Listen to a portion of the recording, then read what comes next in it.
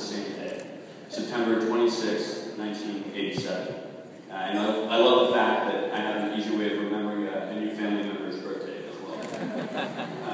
In fact, they were both involved in similar activities throughout high school. Well, maybe a little less pronounced possible singing for Sunil, no doubt smaller misfortune, and a little more Indian club politics for my sister, again, to all our misfortune. They actually lived not miles from one another for the entirety of their formative high school years. But they didn't end up meeting until they both moved 600 miles away to Michigan for college. Avati tells me the first time she met Sunil, it was during their sophomore year when they both signed up for something called a gypsy dance. Now, I'm a big fan of the opera, and every time gypsies dance as part of a musical tableau, people get hurt. So I was a little surprised that that was the mise en scène for the first meeting. I think I heard for Sunil's version. Sunil tells me actually they met a year earlier, both as freshmen, when a mutual friend dropped by my sister's room and introduced me to. My sister doesn't recall this ever happening, and she tried to test the veracity of Sunil's claim by asking him which side of the room her bed and her desk were. And apparently, according to her, he got the answer wrong. But as anyone who's ever driven in a car with my sister knows, she still has trouble telling left and right.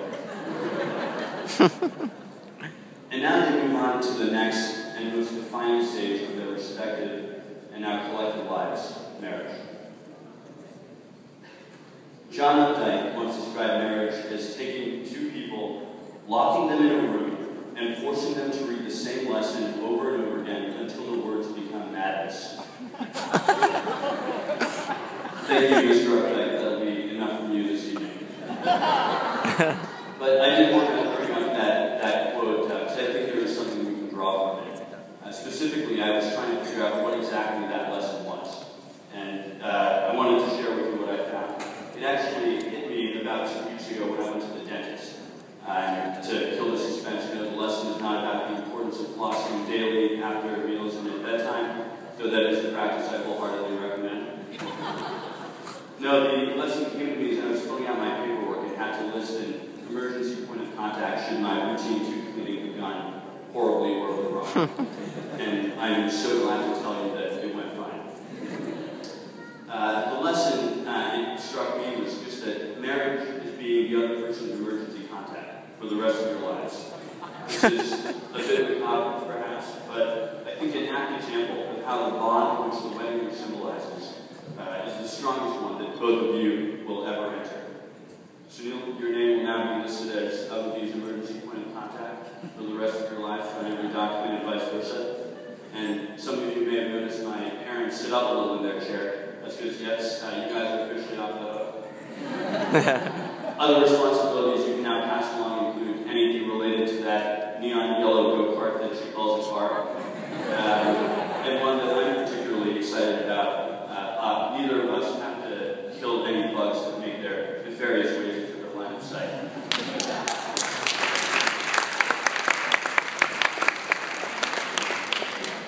I really think I'm the right person to offer wisdom on what the lesson exactly is. But I do think that if ever two people were capable of learning this lesson, it would be Sunil and Avati. I've known Sunil for about 3 years now, and I have to say when I first met him, I was a little concerned. As Avati's older brother, and yes, 2 minutes older does count as older, I knew I should have been overprotective, in fact, whatever boyfriend she had. And I was concerned because I couldn't find anything to hate about the guy. And it's still stunning to me that the same qualities that struck me about Sunil when I first met him have become even more salient in the 3 years that I've come to know him. I couldn't have hoped for someone more honest, caring, responsible, and let's face it, devilishly handsome.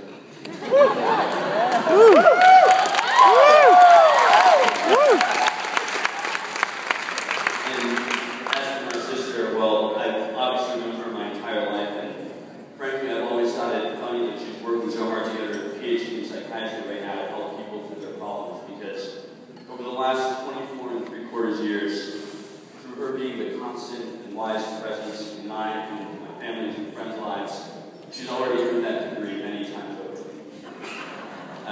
many were the nights that I remember leaving work at 3 a.m. and wanting to complain or whine or just generally be some sort of talkative nuisance to someone. And naturally, the first person I called was my sister.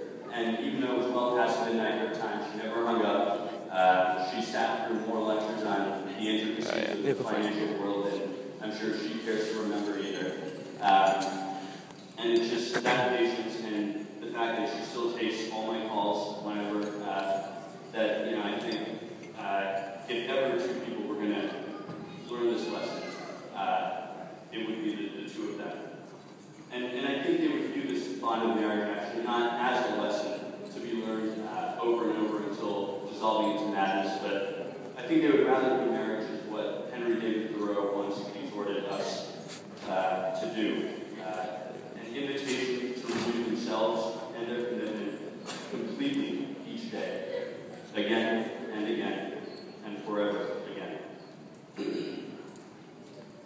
It may perhaps have been too ambitious for me to have hoped that there would be no dry eyes in the house at the end of this speech. Let us at least ensure that there will be no dry lips. I ask you all to raise your glasses, and as we make this toast, I ask you to think not just of Upbeats and Singles' future, what Tennyson called their golden morning of love, but to reflect more broadly on faith.